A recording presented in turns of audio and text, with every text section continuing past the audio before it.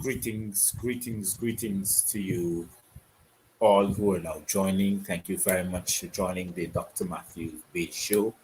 This is the Dr. Matthews. Sorry. Thank you very much for joining the Dr. Matthews-Bey Unfiltered. This is Dr. Matthews-Bey coming to you live from the Corporation of Guyana and bringing to you the events and everything that is coming out of the Corporation of Guyana. Welcome to you all who are now joining. This is Enforcing the Constitution on Dr. Matthews-Bey Unfiltered.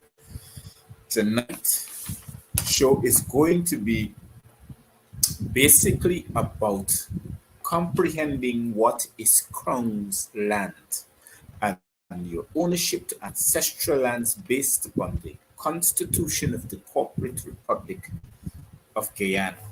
Now, before I start tonight's show, I'm going to give you my 30 minutes, my 30 seconds. And most of you would have already know what my 30 seconds is all about. But please hold on and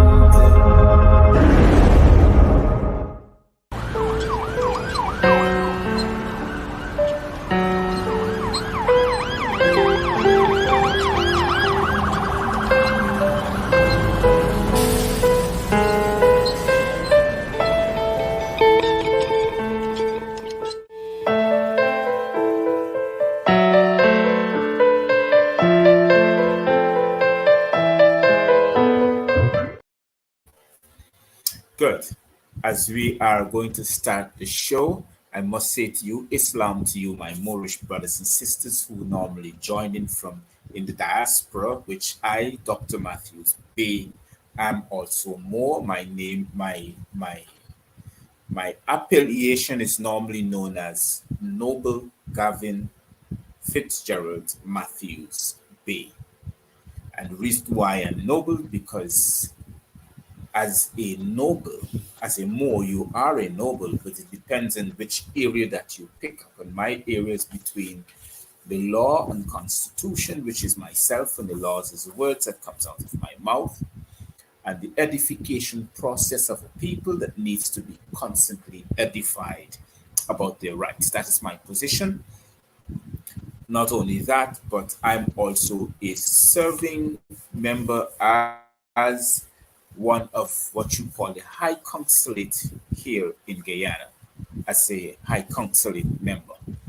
So I want to start tonight's show where it talks about Crown lands. What is Crown lands?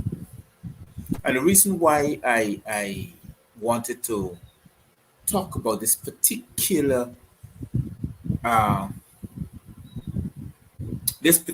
topic is because I want us to know where we are as a people and how the Constitution evolves around us, who we don't even know that the Constitution evolves around us.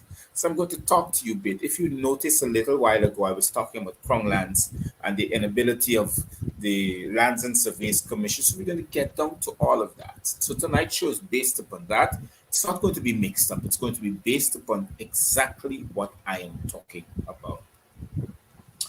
The meaning Crown lands was created for the purpose of colonial commerce.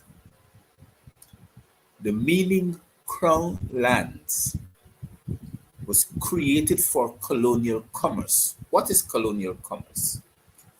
It's like the King of England then, who sent his voyagers to different parts of the world to try to establish some kind of credentials, some kind of what you call civilized normalcy.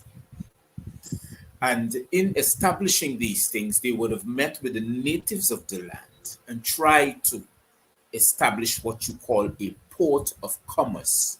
What is a port of commerce? A port of commerce means to say you go to the land where you find indigenous people, and you decided to make right with the chiefs or the ones who are in charge of that particular group or groupings of people, and try to see if you can do what you call an action of trade. That's what you call commerce.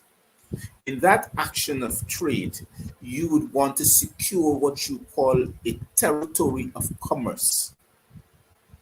That territory of commerce, normally known as sovereign, how should I put it over? A sovereign land. The land doesn't belong to you, but is sovereign to your company. Sovereign, if you check up the word, when it says sovereign to your company, means it is only your company the who has the advantage of using that particular port of commerce, and no one else does. That's why they use the word sovereign. It doesn't mean that you belong to the land. No, the land was basically loaned to you for this particular purpose. It's like GT&T, the first telephone and telegraph company that comes to Guyana, and they were given roughly, I believe it was a 40-year monopoly. And that monopoly has ended. That is why you have different internet services are now opening up to what you may call other internet services being provided to Guyanese. Now, we're going to get down into this Crown land business, right? So, as I said earlier, Crown land means it was created for the purpose of colonial commerce. It means temporary or lands loaned to a colonial institution according to the Act of 1933 of then British Guiana. Because British Guiana would have come under that particular comprehension that they would have had to create what you call a base. Remember now, British Guiana is a colonial commerce institution. It was never a country.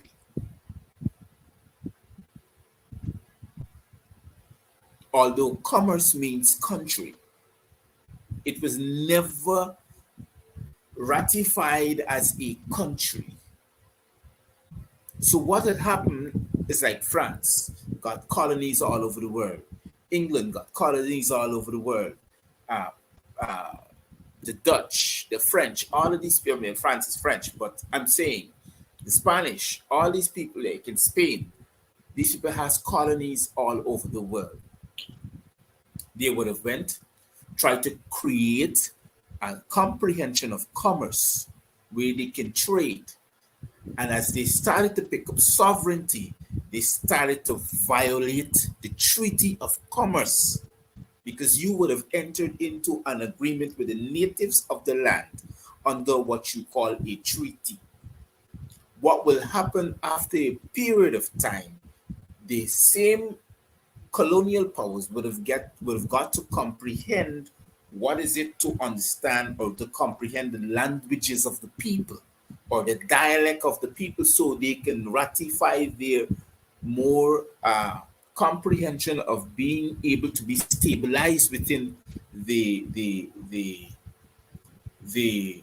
indigenous communities.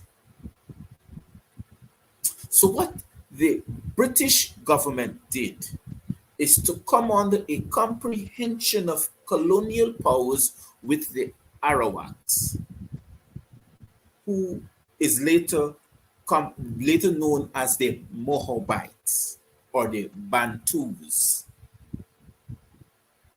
You can find the Bantu tribes all over the world, because before you had the continental drift, the Bantus occupied all the continents.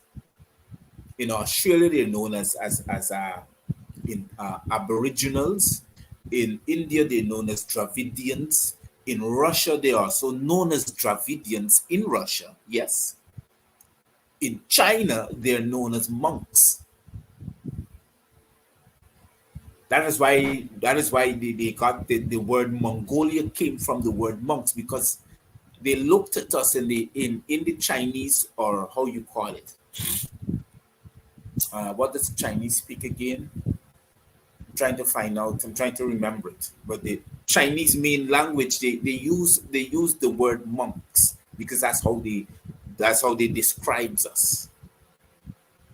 Okay, so in Guyana, in the now British Guyana, because remember now, every country occupied certain spots. You had British Guyana, French Guyana, Dutch Guyana.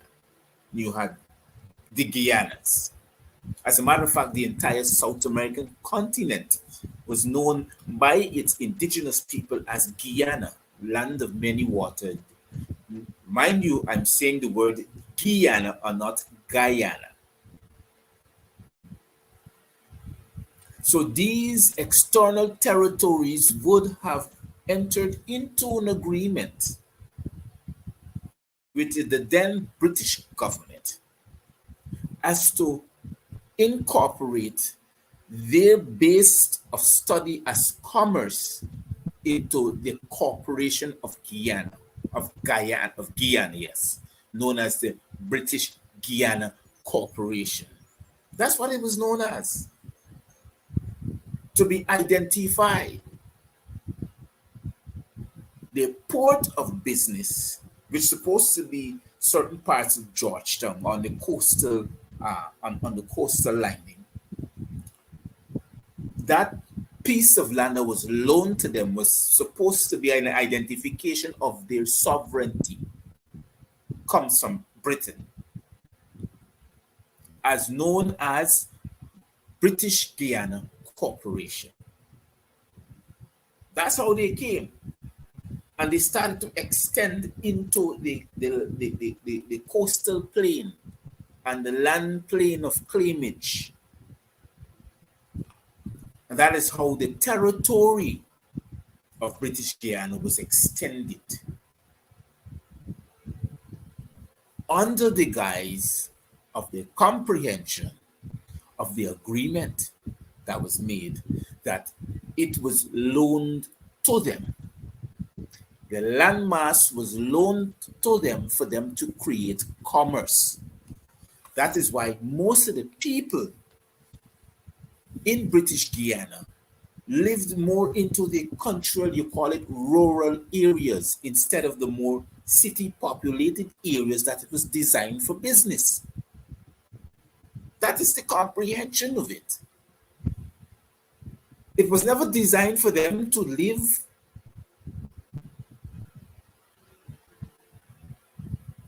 in the business area. It was designed to do business. So what the European settlers started doing from Britain, started bringing settlers not only to occupy the land which they call sovereignty. There means a recognition to the British crown. It's a recognition. It's not permanent. Then they start bringing their servants and their slaves, because they were never, they don't work. They were never designed to work. They tell themselves that they are elite, so they don't want to work. They got slaves, they brought them. They got servants, they brought them. They got employees, they brought them. So they started occupying the place.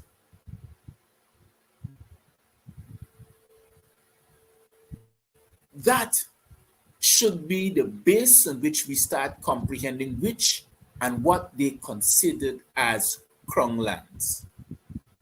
Crown lands means a temporary loan for a certain amount of years for you to invest in, create a purpose of investment. That is what crown lands means. It doesn't mean that the land belongs to Great Britain. It means a territory of, a temporary place of investment. Great Britain. That is what crown lands means. Of the Article 1933. According to then the British Guiana Constitution, because they created a constitution based of the comprehension of what they have and have not to do. So when they try enslaving the Bantus who were already here. They didn't bring us. We are already here. When they tried to enslave us, we rebelled. We revolt against enslavement because we knew our backlands. We knew our backyard. How can you enslave a people who knows their land? That is why you had constant slavery rebellion, and couldn't they couldn't manage us because we were constantly rebelling against them.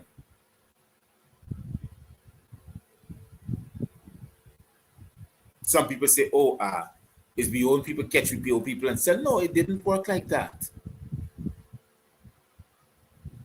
Common sense. If you bring a stranger from a land which he knows he already on, which is African, you bring him to South America and you put him on a plantation, you won't expect him to escape because he doesn't know where he's going if he escapes. If you run away from slavery, he knows he's going to be caught because you know why? You know the lands better than he does. But if he knows his land better than you does, then eventually you will have constant rebellion. And you can't control them. No matter you twist it or turn it, you can't control them because they're always rebelling against you. So what you did, you started bringing indentured laborers from India. So you started your first voyage in 1845. And in 1845, you start bringing indentured laborers from India to come and to do labor on the same sugar plantations that you couldn't get the slaves to do labor on. You can't get free labor from them. So you prefer bring those from India and you bring them here and you pay them a cheaper wage so you can get some sort of better labor from them on the sugar plantation. So thus begins your level of commerce because you couldn't get the exact thing you wanted to get from Guyana like how you're getting from the Caribbean nations like Trinidad, like St. Vincent and the Grenadines, like from Jamaica, and like from the like from the island of Hispaniola, which you Hispaniola because they were complete rebellions. The people make sure they murdered all of their enslavers. So in this Crown lands now, we get to comprehend that Crown lands means a loan to a territory, which means England. A loan to a colonial power, which is England, who now sees Guyana as one of their territory, a land of commerce and business. So when this is happening now, according to this act in 1933, the transaction of credit and arrangement, because that is what it is, a transaction of credit and arrangement. And under that transaction, they created what you call the Lands and Surveys Commission. The Lands and Surveys Commission was created for this credit and arrangement transaction, which is Crown lands, to manage it. And in that process of managing it is to get more creditable lands that was credit to the arrangement of the colonial power, which is Great Britain. You see how long the Lands and Surveys Commission was created? Since 1933. For that particular purpose. Including without limitation the direct or indirect use of proceeds of the loan. That means they what you call they went and upgrade that arrangement and created more in the constitution that we only try to seek lands from you as an indigenous group that belongs to the land, that owns the land. We're trying to tell you, well, we want to do other things with it. We don't only want to build a business of commerce, but we want to have what you call a settlement. And in that settlement, these people will be known as British Guyanese or British citizens. Well, they did not want them to be seen as British citizens, so to be known as British Guyanese, because they come under the corporation of British Guiana. So they are the loyal subjects of British Guiana. Y'all can get where I'm coming from when I talk about abandonment just now. Right? So what happens now, after that process would have done, they would have upgraded the same act in 1934, a year after, and they implemented within that act what you call a Security and Exchange Act of 1934 as amended, or regulations under pursuant thereto regulations of the GTU, Guyana Trade Union.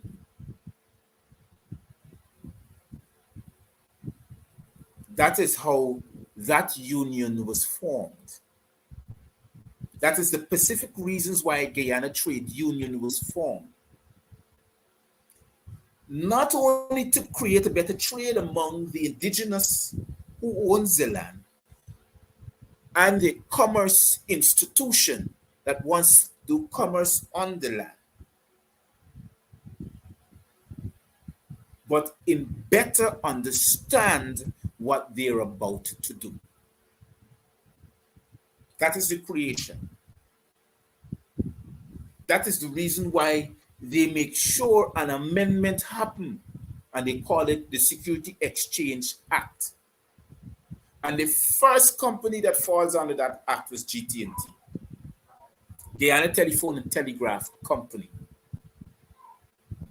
Because Guyana Telephone and Telegraph Company had to hire the citizens of the corporation of Guyana to work under them. So they fall under what you call the Security and Exchange Act of 1934. And the Guyanese government then gave them a 40-year monopoly. Is it 40 or 20? I'm trying to remember. I don't want to say the wrong thing. So under this act, the PPP now utilizes this act as a part and a phase of abandonment. And here why they use this as part of the phase of abandonment. Remember now, it is Crown lands that the Corporation of the Republic of Guyana is now claiming to call government reserves. It's temporary. It's a loan by our ancestors to the Corporation of the Republic of Guyana under then the British colonial government. And England could not have proceeded with this constantly because the world was now freeing up business and corporate status back to the indigenous people of the lands that they once colonized. So what happened in 1960?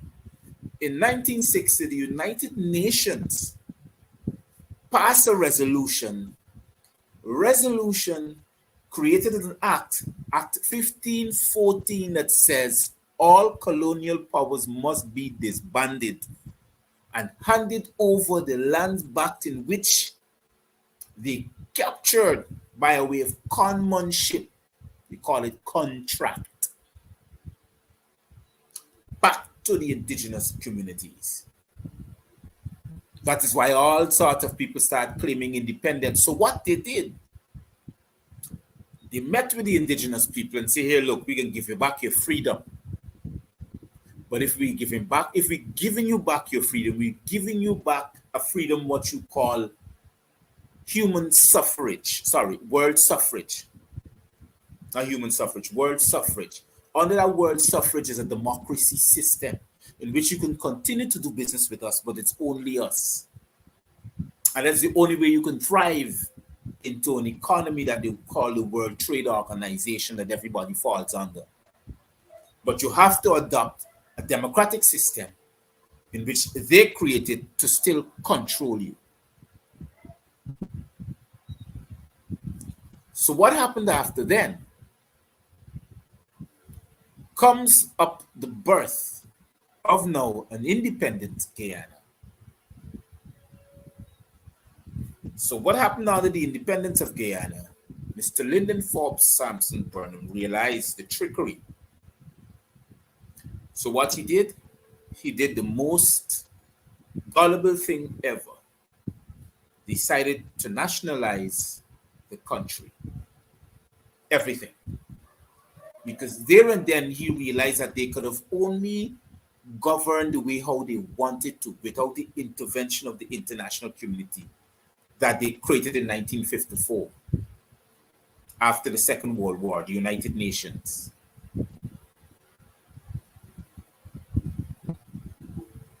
He knew that because he got to realize that it was based upon the basis of the principle of the United Nations that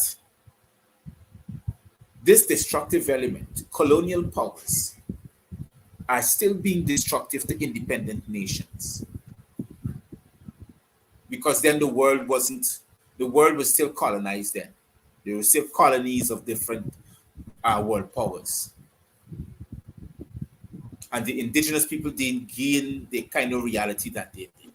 And you check the countries in which the indigenous people gain powers, the United Nations, along with other world power bodies, gets to overthrow their elected president and install people that doesn't reflect upon the needs of the indigenous people, the people that belongs to the land, the direct owners like us, indigenous, aboriginal, living souls. So we still have lands now in the corporation of the Republic of Guyana that are still owned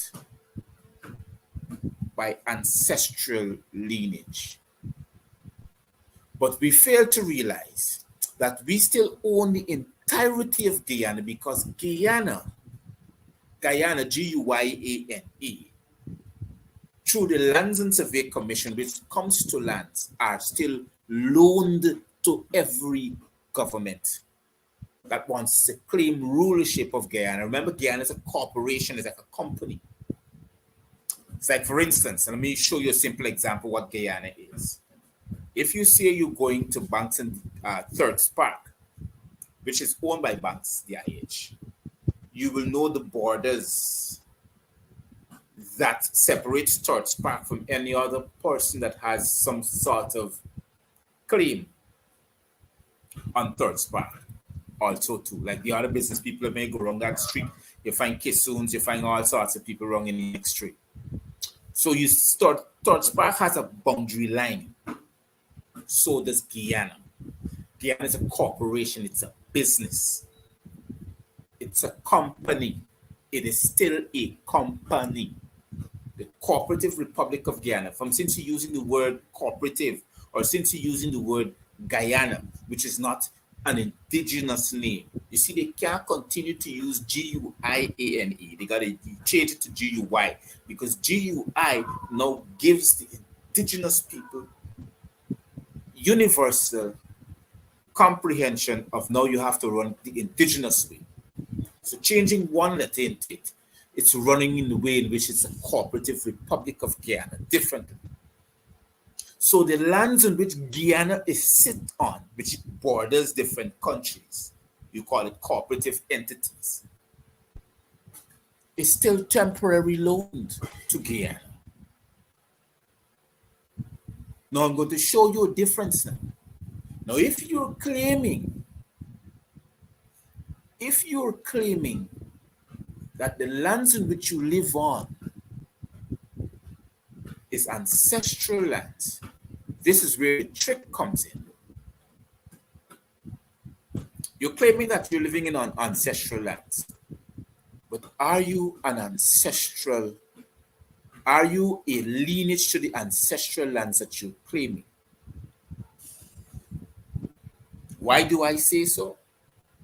Because lineage to ancestral lands are not Guyanese.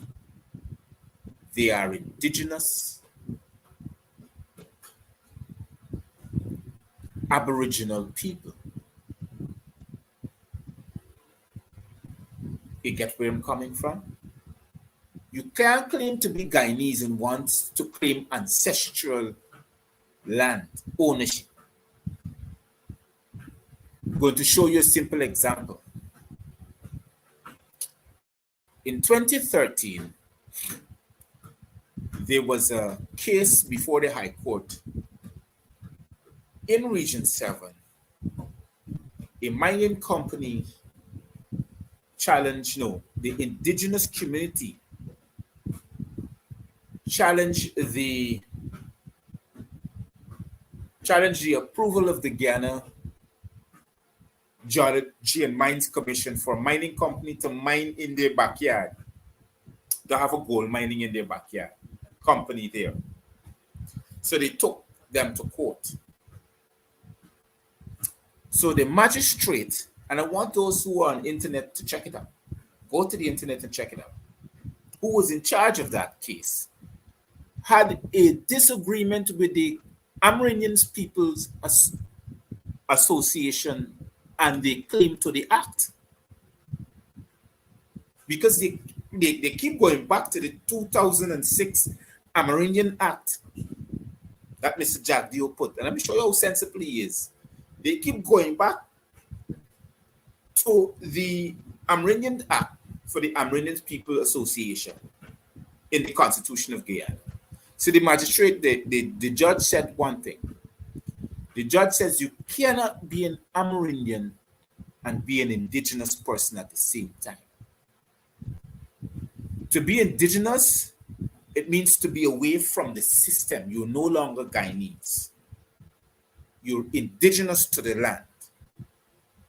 So that means that you own the land. It's the ownership of the land.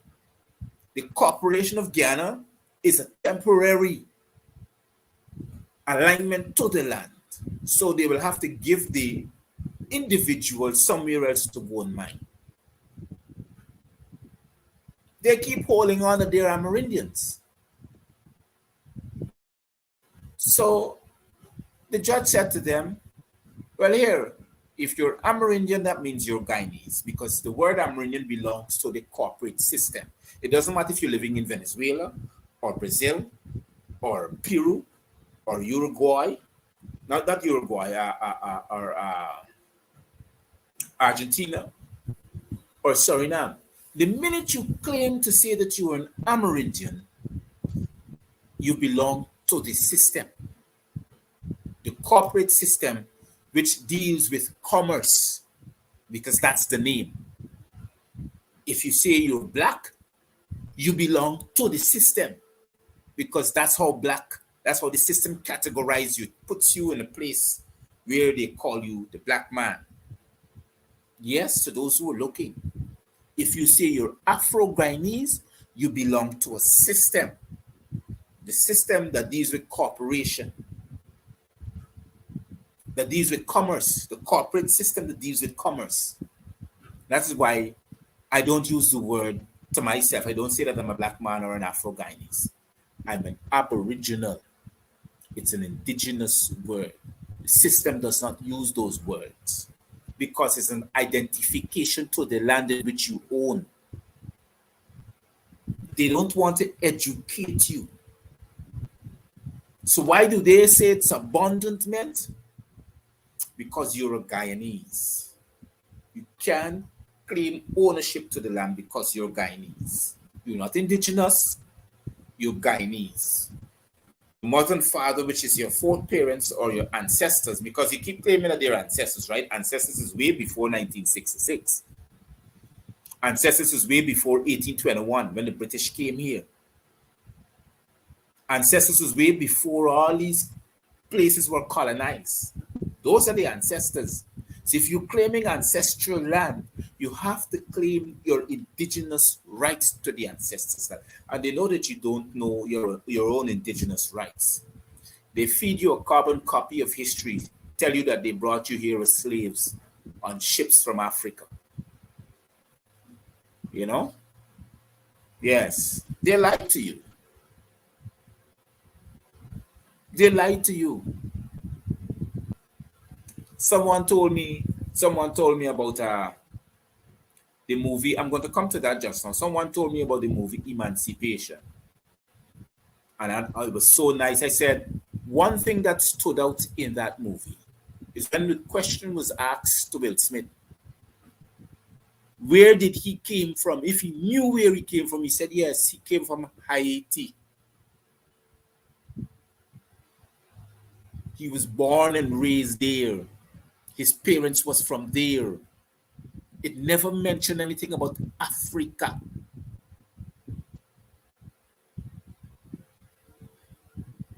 You get the point? You already comprehend what I'm talking about? And to know that we are from this land, you got to go places like Belize and Panama, and you find ancient ruins that dated 20,000, 40,000, 50,000, 100,000 years ago. That we are the true inhabitants of this land. This land belongs to us. Aboriginal means belonging to the land. More, same thing with MUUR.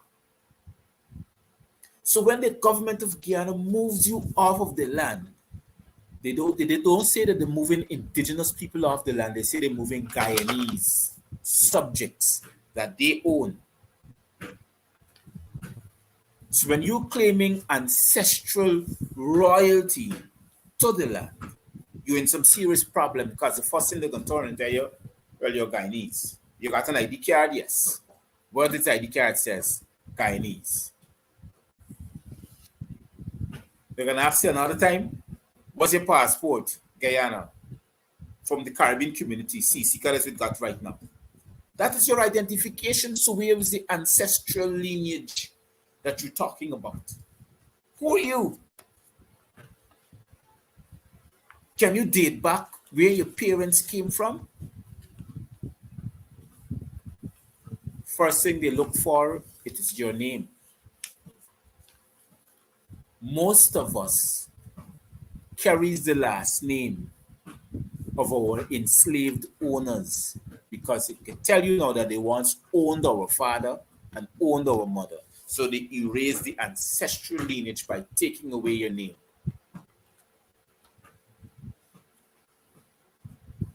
That is what they did. So like me now, my ancestral name is Bey, B-E-Y.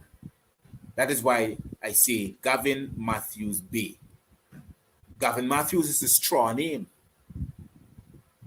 Straw means temporary, can wither and quickly die away. But Bey, it is the title which remains for time and all eternity. I pass that down to my children. That is their identification to the land, ownership. I don't carry an ID card anymore because I'm not Guyanese. Now I can take actions for the people in Mocha, because the village council in Mocha was supposed to upkeep that particular purpose, to make sure that the purpose of the village council was to keep the ancestral land for the offspring of the ancestors of that village. But none of them cannot be identified as an indigenous Aboriginal person in the village council. It's now politically ratified. That's what it is. It is now politically ratified. So the people who sits on the village council are not Aboriginal indigenous persons. They are politicians. So they wouldn't know, although they have it in their mouth about ancestral lands, they wouldn't know how is it to approach the government legally. You check any lawyer now that wants to approach the government legally pertaining to those lands. They can't, because you need to identify the indigenous Aboriginal person. People say lands were bought. Oh, it was bought by slave owners, by slaves, ex-slaves. Ancestral lands doesn't mean bought. You need to get that out of your head. It means passed down from generation to generation. The word Mocha, the word Pleasance, the word Buxton, the word Victoria, Annandale, all of those were villages owned by ancestral lands. Quarantine, not Barbies.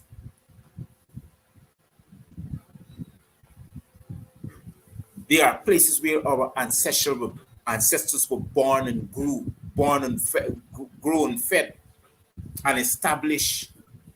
Places like Timeri, places like Madowini, places like Moblissa. Yes.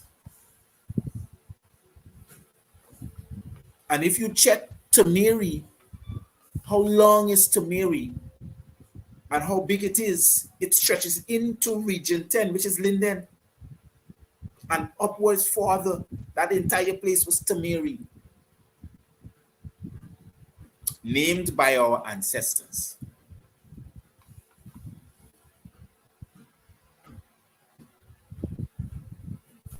What I'm telling you, these things are facts. That is why I, Noble Gavin Matthews-Bey, one of the only persons to challenge this de facto administration upon ancestral lineage, because the land in which I'm on, don't get confused, it's bigger than Guyana. I mean, it had different names, changes over a particular period of time, but it's bigger than Guyana and Guyana. Where we're living right now, certain parts of Venezuela, Guyana, Suriname, all of that place was known as Atlantis. That's why you have the Atlantic Ocean. It's an indigenous word. When you really sit down now and to comprehend the word Atlantis into Spanish after the Spanish conquest, it is known as El Dorado. But you see, your school isn't going to teach you that. You want to know how the word Atlantic came about.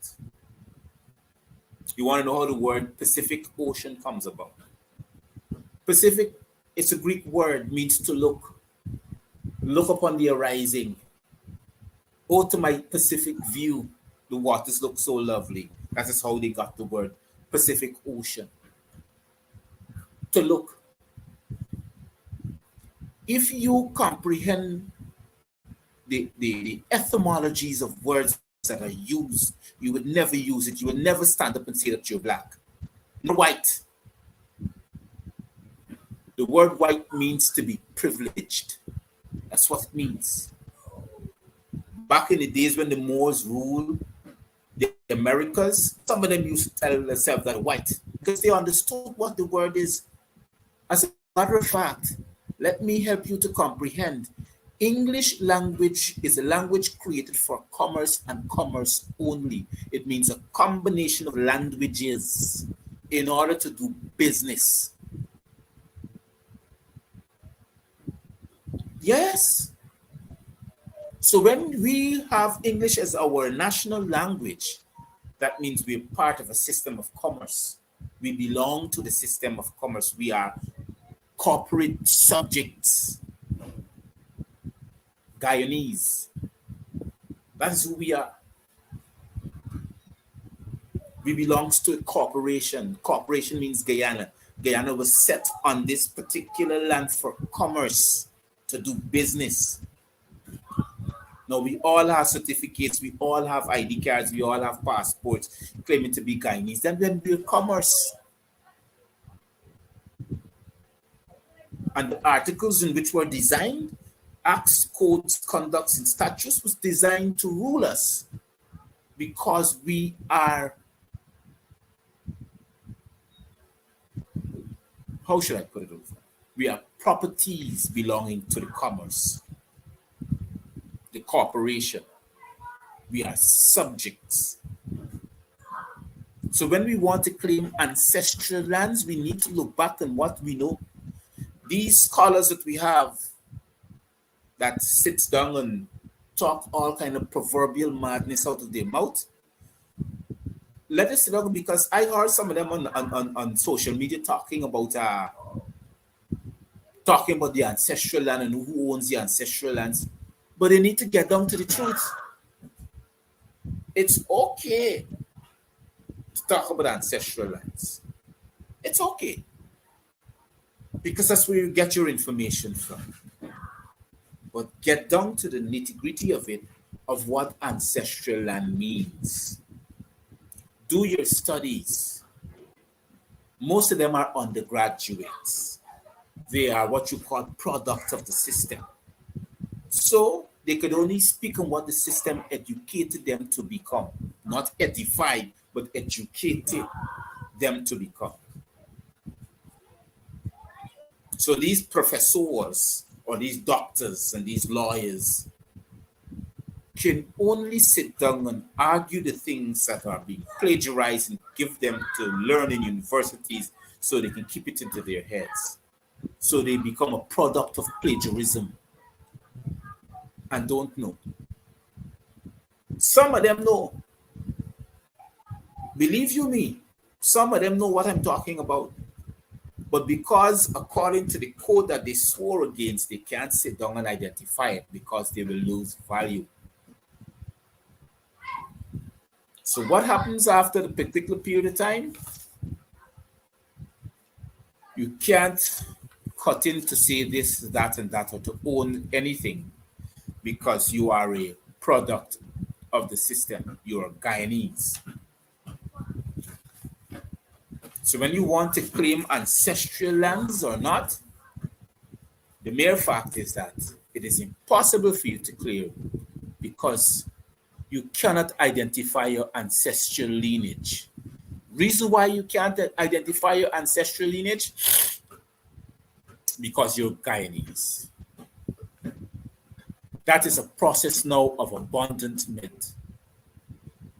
So these people that came here in 1845 are now utilizing the same system our colonial masters are using against us. And that policy is what you call one Guyana policy, a colonial system policy. Divide and rule and to own forcibly. So if you want to start, your ancestral claims start from the village. The village chairman, make sure you rattle your nerves because you know why? They're coming down the line for New Settlers Village that is right adjoining to Mocha. They're coming down the line. They're already seeing the wide space of land that's available there. You know, soon as you jump that trench, that cane field, and you go by the back of New Settlers, it's that all that is New Settlers, that's New Settlers Cane View.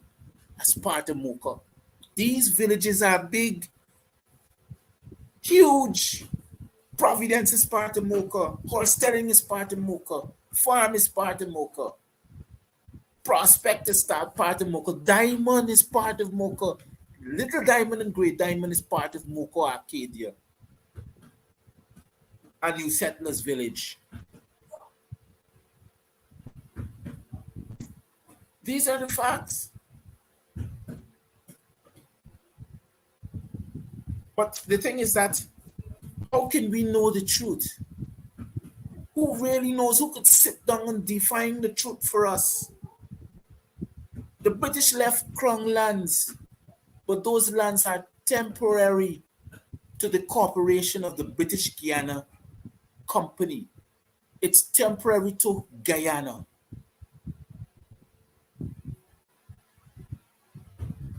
And the only way Guyana can see its lineage, can restore its ancestral lineage, is with the right ancestral people being at the seat of government. Yes. Because you know why? It is only then they can govern correctly. You want to have a correct stabilization of government? Go back to where you come from. It is simple.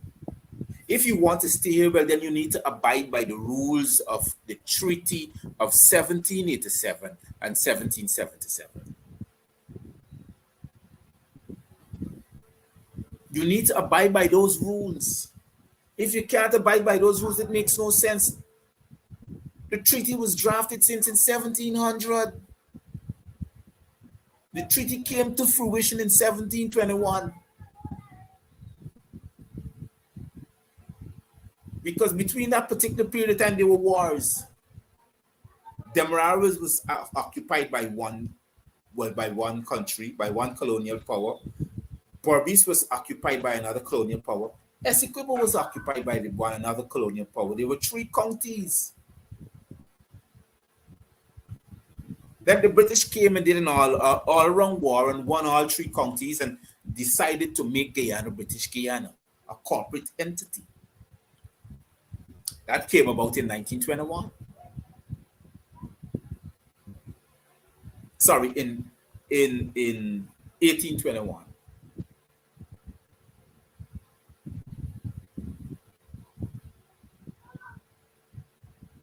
So we do not know our own history, so how can we claim ancestral lineage if we're not taught it in school? That's where the other part of abandonment comes around now. Because you're not in control of the system that you designed to control, and it's the next government, then they're going to teach you the laws and comprehension of Mohandas Karamchand Gandhi that came from India. That means the Hindustani culture.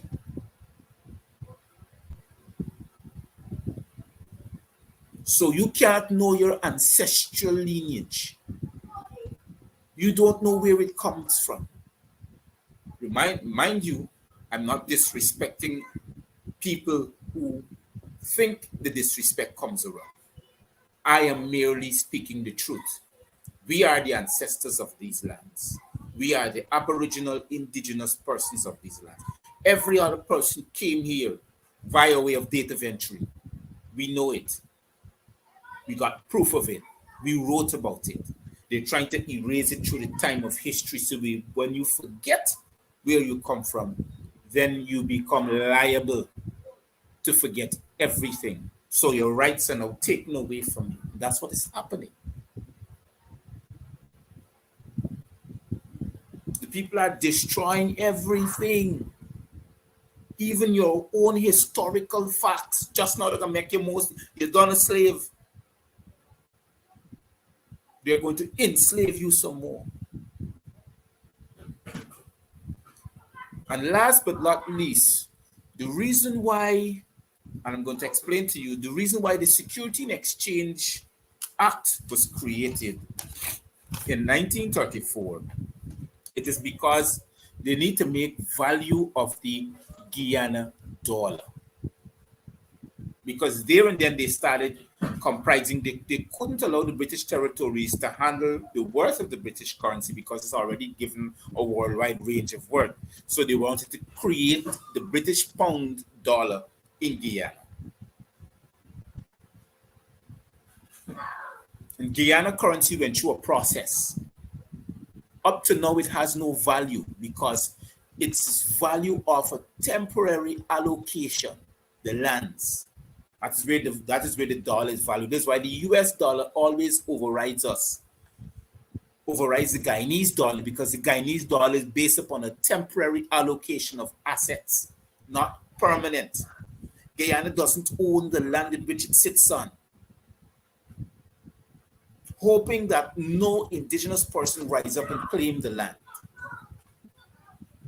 Hoping that you, the indigenous community, doesn't rise up and claim the land. Until then, the worth of the Guyana currency is based upon the temporary allocation of land in which they're now claiming.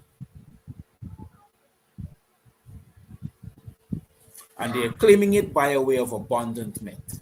Now they have to show proof that you, the Guyanese citizens, the Aboriginal melanated person, has abandoned your land.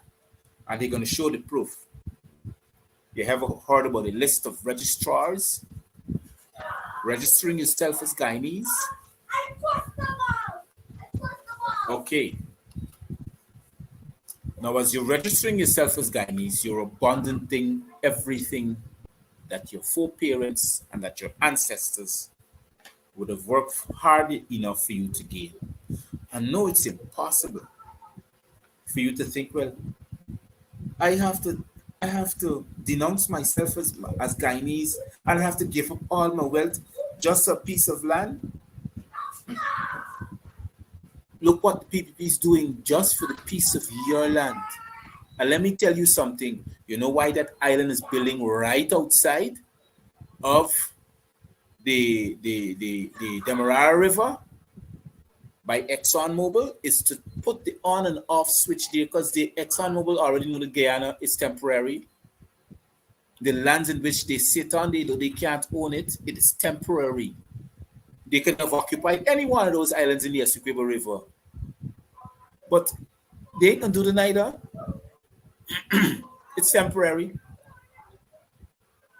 So they prefer to build an island in which they can own in international waters. And they can put the on and off switch there because, you know, the Security and Exchange Commission owns nothing. They govern nothing. They know the Lands and Survey Commission governs that what you abandon, but they don't own it.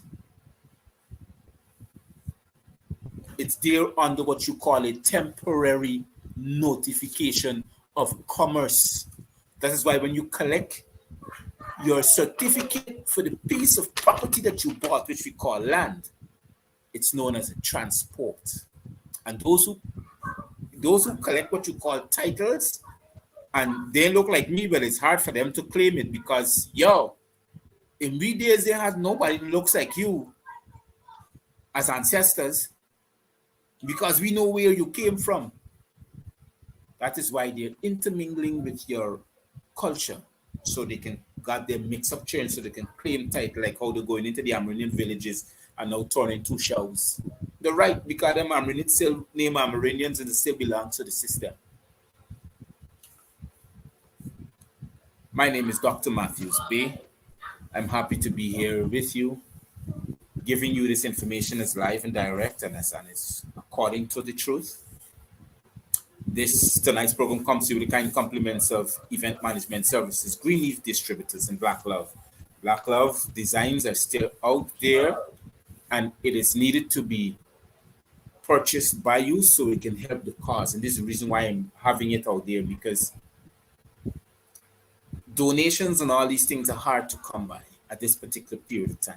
I don't know why, but my show still needs that help in order for it to carry on, to be a strong show, an independent show for the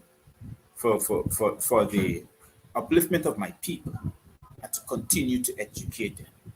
If you want to donate, do call the number below your screen, 611-6575, plus 592 must be in front. And you can call me, we can arrange that, and it has to be a WhatsApp call only. I want to thank you very much once again. I want to say be careful, stay safe, sanitize yourself, wear a mask. Don't forget the little ones you take it to public places.